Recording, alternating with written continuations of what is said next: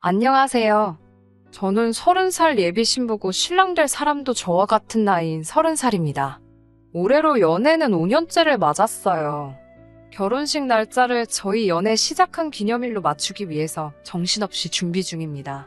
5년이라는 긴 연애를 하면서 결혼까지 생각할 만큼 남자친구에게는 큰 확신을 가지고 있었어요. 서로 비슷한 시기에 취직을 하게 되어서 그때는 결혼 이야기 오고 간 적 없지만 같이 미래를 그리자는 취지로 남들 데이트하는 거 똑같이 따라하지 않고 아껴가면서 열심히 저축을 했습니다. 노동의 값진 가치를 이해하고 월급을 저축하는 성실한 모습을 보니 자연스럽게 결혼까지 생각하게 되었고요.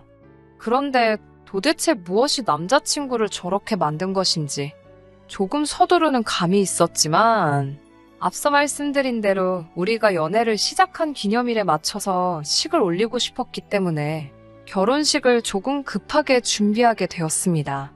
양가 부모님들 모시고 상견례도 진행을 했고 다행스럽게도 양가 부모님들께서도 전부 다 긍정적으로 저희를 봐주셨어요. 5년 연애하면서 서로를 소개한 적이 없었기 때문에 저를 싫어하시면 어쩔까 걱정했는데 여자가 시집와서 집에서 놀 생각 안 하고 맞벌이를 하겠다는 게 장하다고 하시면서 저를 참 마음에 들어 하셨어요. 저희 부모님도 남자친구가 그 나이 치고 모아놓은 돈도 꽤나 있고 직업도 그 정도면 어디 가서 빠지지 않는다고 좋아해 주셨고요. 상견례도 했겠다. 결혼 날짜 바로 잡자는 말에 저희가 벌써 생각해 둔 날이 있다고 말씀드렸고 결혼 준비 위해 필요한 간단한 대화, 신혼여행이나 예식장, 혼수 및 예단 문제 같은 이야기들을 나누고 식사 자리가 끝이 났어요. 저희 부모님은 오랜만에 두 분이 나오신 김에 데이트 좀 하다 가시겠다고 먼저 길을 나섰고 예비 시부모님께서 저에게 예비 신우 될 사람을 소개시켜주겠다고 곧장 가지 말고 조금만 더 기다릴 수 있냐고 물어보더라고요. 소개시켜주실 거면 그냥 데리고 나오셔도 되지 않았냐 물으니 워낙에 바쁜 애라서 모시기가 영 힘든 사람이라고 너스레를 떨면서 말씀을 하시더라고요. 저는 그렇냐고 웃으면서 대답은 했지만 기분이 썩 좋은 편은 아니었어요. 왜냐하면 저희 집에서도 현재 취직 준비하느라 바쁜 제 동생도 시간을 내서 참석을 했는데 이게 갑자기 생긴 약속도 아니고 날짜가 잡혀있는 거기에 양가 부모님이 동반해서 모이는 자리인데 신우도 제 남동생처럼 아무리 바쁘고 일이 있을지라도 미리 일정을 조정하면 충분히 참석할 수 있는 부분 아닌가요? 늦게나마 따로 나온다기는 하지만 조금만 더 신경 썼으면 양가 가족들 참석한 자리에서 인사할 수 있었을 텐데요. 심지어 그날은 회사원들이 회사 나가는 평일도 아니고 주말이었는데 말이에요. 아무튼 예비 시부모님을 따라 외곽에 있는 경치 좋은 곳에 있는 카페로 자리를 옮겼습니다. 도착하고 나서 음료수 하나씩 시키고 자리에 앉아 잠깐 이야기를 나누는 사이에 예비 시어머니께서 저기 오네 하시면서 창밖을 보고 계시더라고요. 신우가 도착한 거였어요. 신우가 남편하고는 나이가 2살 차이밖에 나지 않는 걸로 알고 있는데 첫 인상이 참 놀라우리만치 강렬했습니다. 1억이 넘는 외제차를 끌고 온몸에는 명품을 두르고 등장했으니까요.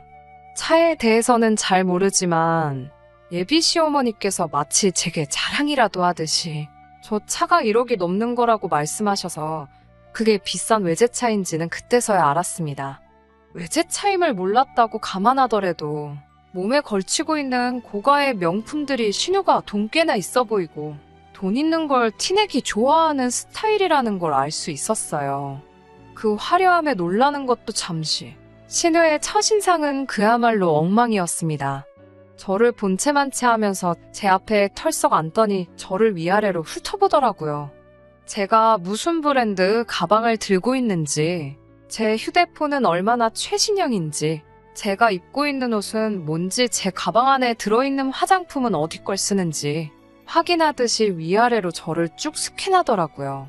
이내 제가 들고 있는 게 별 볼 일 없다는 걸 파악하더니 콧방귀를 뀌고는 첫 만남에 하기에는 무례한 질문들을 쏟아내기 시작했어요. 들고 있는 가방이 브랜드가 없어 보이는데 명품 가방 같은 거는 몇 개나 가지고 있냐? 있으면 어디 걸로 몇 개나 있느냐. 다니는 회사 월급은 얼마나 되느냐 하는 질문부터 꿈이 있느냐 뭐 이런 알 수 없는 질문들까지 포함해서요.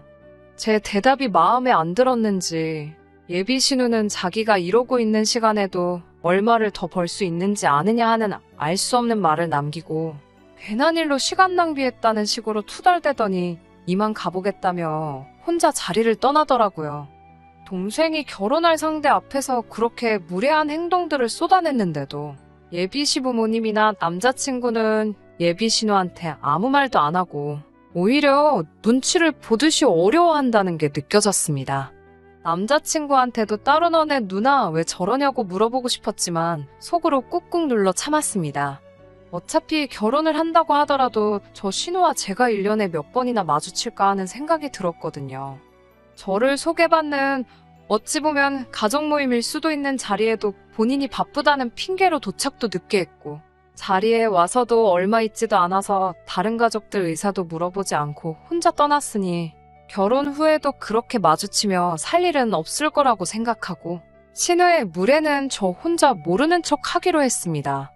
신우와의 첫 만남을 제외하고서는 그동안 남자친구와 결혼 이야기 오고 가면서 한 번도 의견이 부딪힌 적이 없었어요.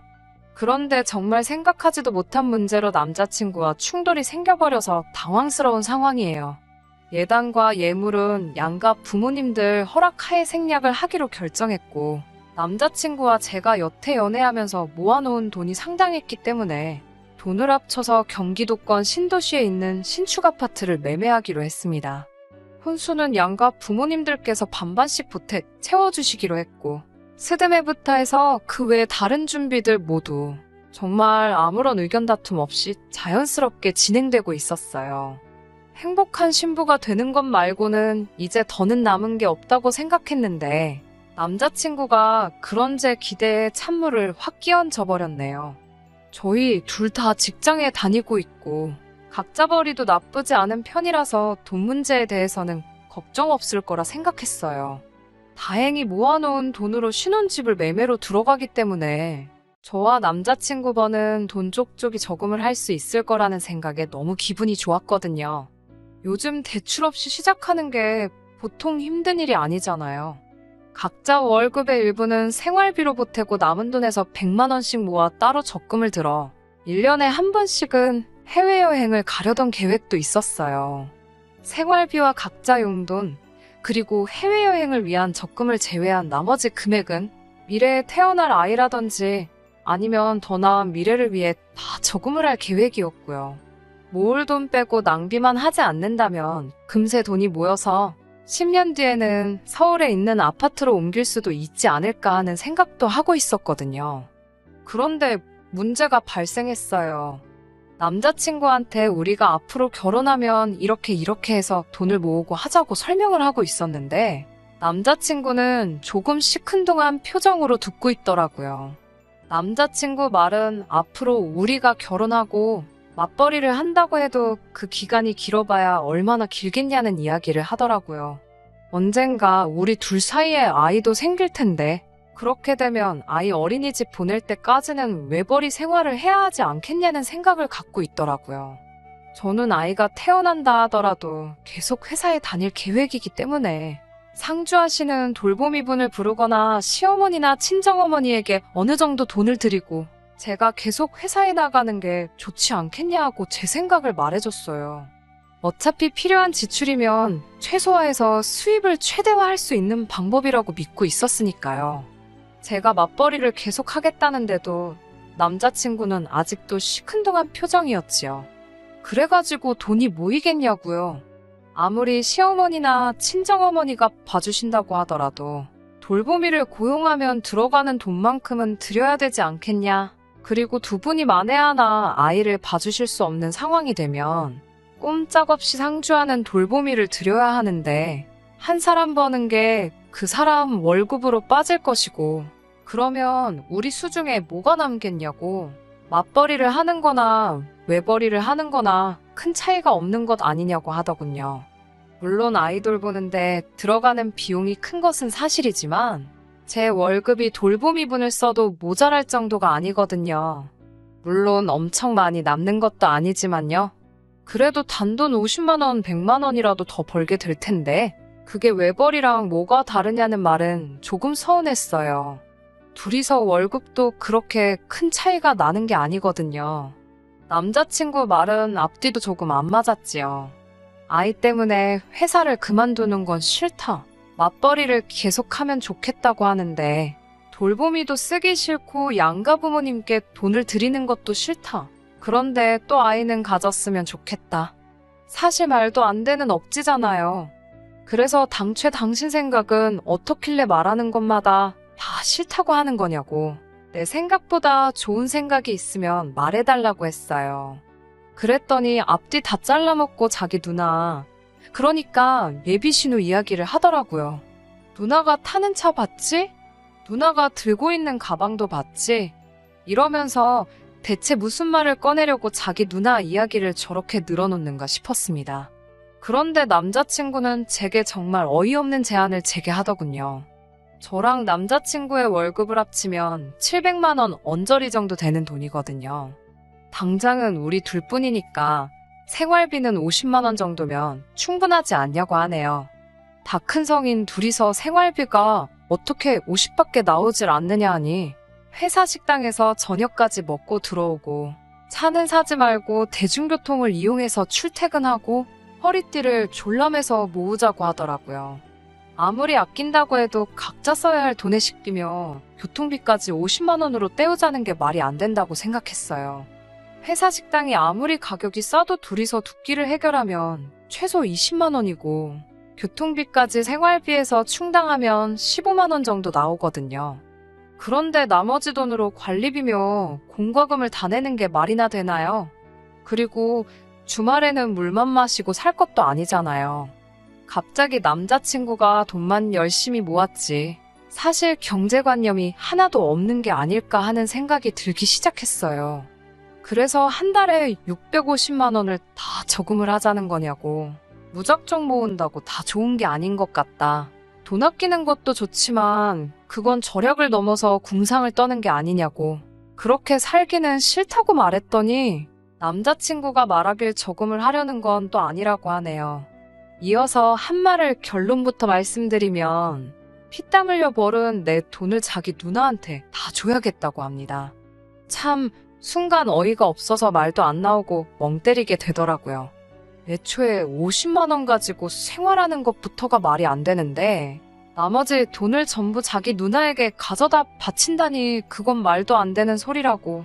그리고 너네 누나한테 돈 가져다 바치는 거랑 우리가 모으는 거랑 뭐가 다르냐고 따졌더니 다시 또 그때 누나 타고 다니는 차 보지 않았냐고. 그 차가 시세로 1억이 넘는 차라고. 누나가 그 나이에 어떻게 그 돈을 벌었겠냐고 하면서 누나가 투자하는 눈이 예사롭지가 않다고. 그러니까 누나한테 돈을 맡기면 몇 배로 불려서 우리한테 줄 테니 당장 허리띠를 졸라매고 살아도 결과적으로는 우리 이득이라고 하더라고요.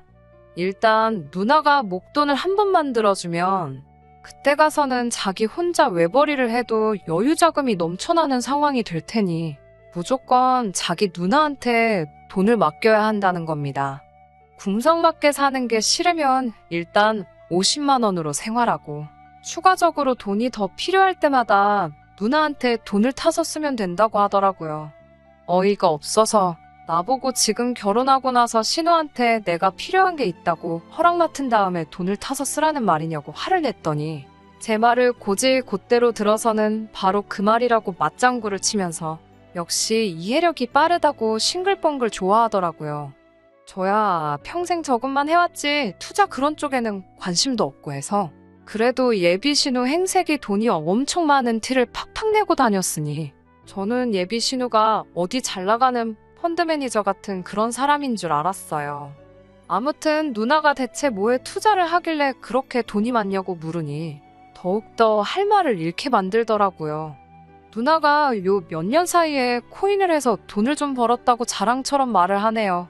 저는 공부 안 하고 산 주식도 전부 다 도박이나 마찬가지라고 생각하는 사람 중에 한 명인데 심지어 누나가 투자한다는 게 주식도 뭣도 아니고 코인이라니.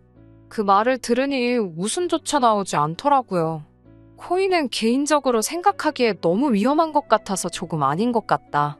누나한테 돈 맡긴다는 말도 이해가 되지 않고 전 그렇게 누나한테 돈을 갖다 바치고 싶으면 결혼 후에 우리 돈은 서로 따로 관리를 하던지 아니면 다른 방법을 시간을 들여 생각해보자고 했어요.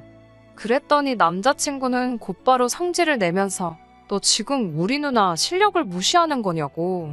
요즘 같은 시대에 코인으로 돈 못 버는 사람이 무식한 거라고 하면서 자기도 누나가 저렇게 돈을 번 이후로는 저금하는 사람들만 보면 바보 같다는 생각이 든다 하더군요.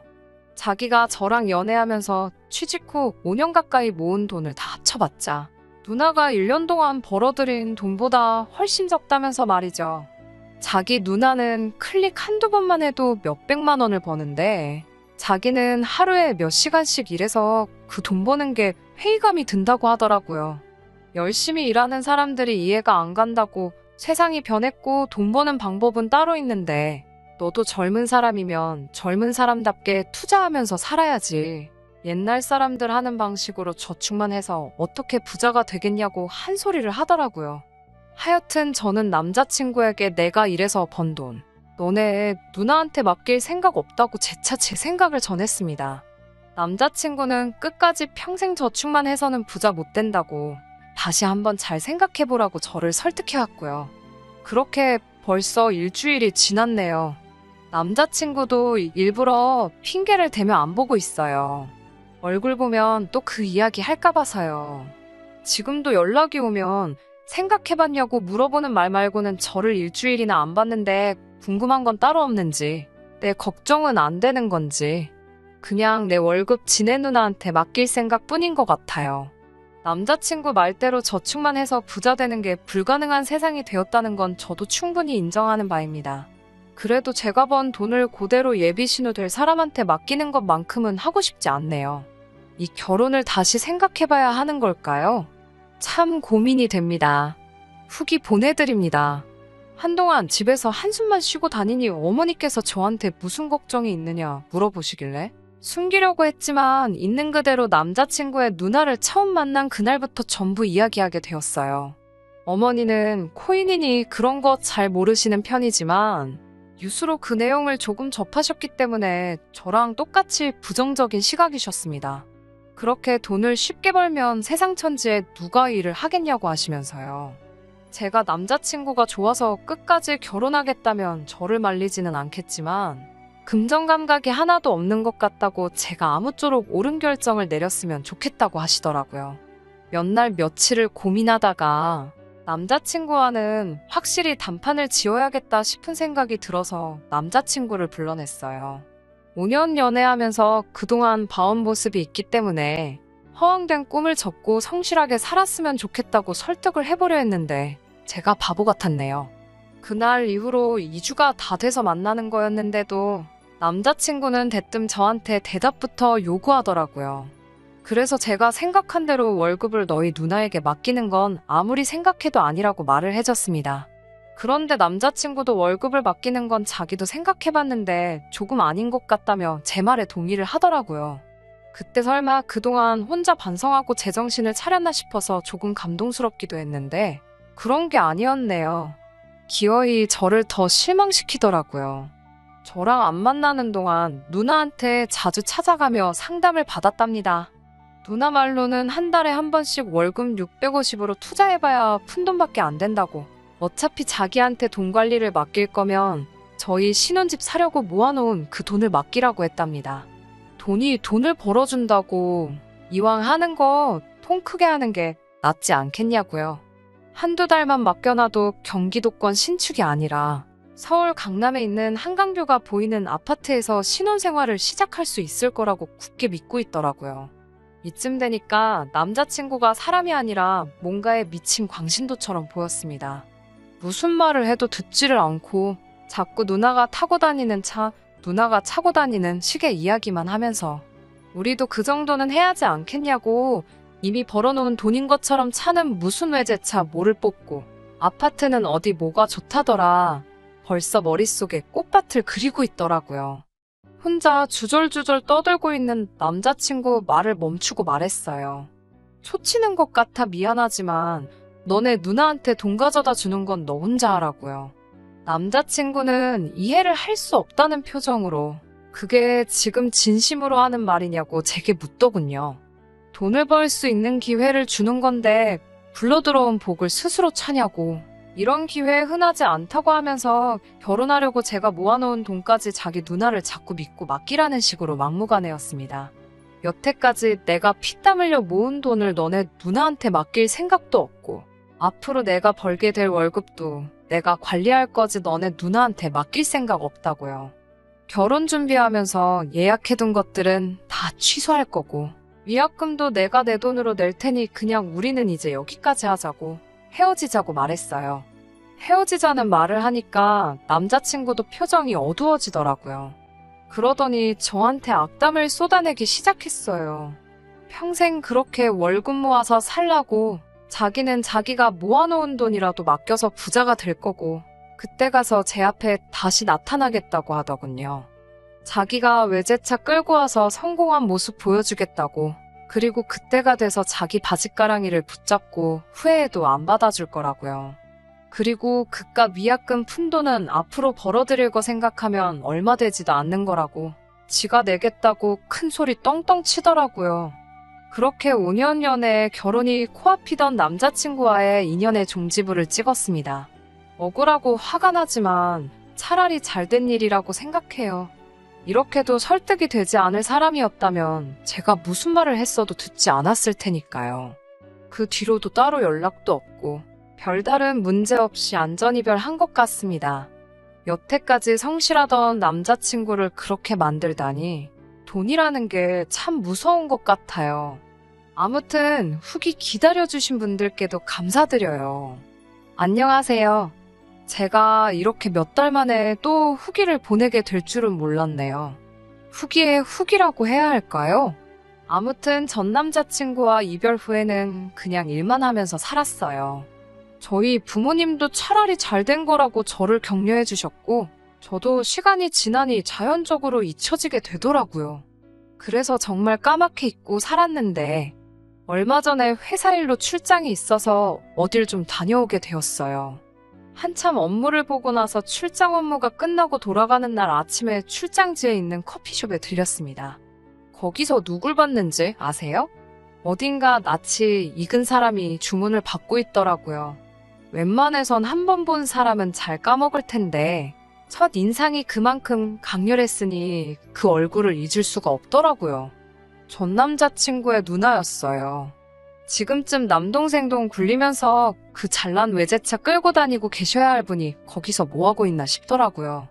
다행인지 불행인지 전 남자친구의 누나는 저를 못 알아본 듯 싶더라고요.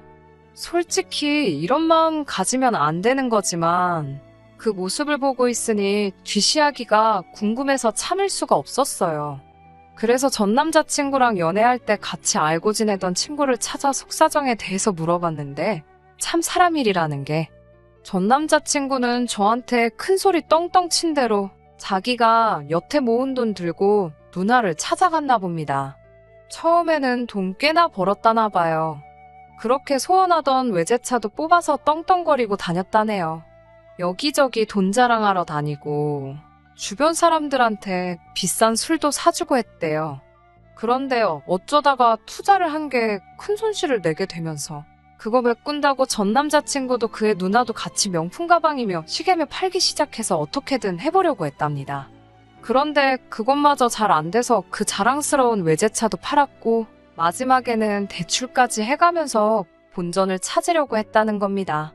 말로는 투자하는 사람이라고 포장했지만 제가 생각했던 대로 그 두 사람은 도박에 빠진 거나 다름이 없었고 그들과 똑같은 최후를 맞이하게 된 거지요.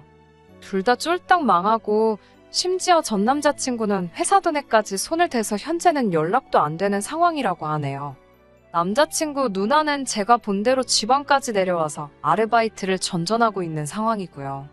이런 말 하기는 뭐하지만 전 남자친구의 누나는 제가 잘 몰라도 전 남자친구 하나만큼은 성실하고 착실한 사람이었거든요. 그런 사람을 저지경으로 만들다니. 돈이라는 게 정말 무섭다는 사실을 다시 한번 깨닫게 되네요. 저 또한 전 남자친구를 믿었다면 저 꼬라지를 면치 못했을 거예요. 제 중심 잘 잡아서 천만다행이라고 생각하고 저들의 몰락을 거울 삼아 저도 일확천금을 기대하지 말고 제게 주어진 대로 성실하게 살아야겠어요. 끝까지 들어주셔서 감사합니다. 오늘의 사연은 여기까지입니다. 구독과 좋아요, 알람 설정 부탁드리고 더 좋은 사연으로 다시 찾아뵙겠습니다. 감사합니다.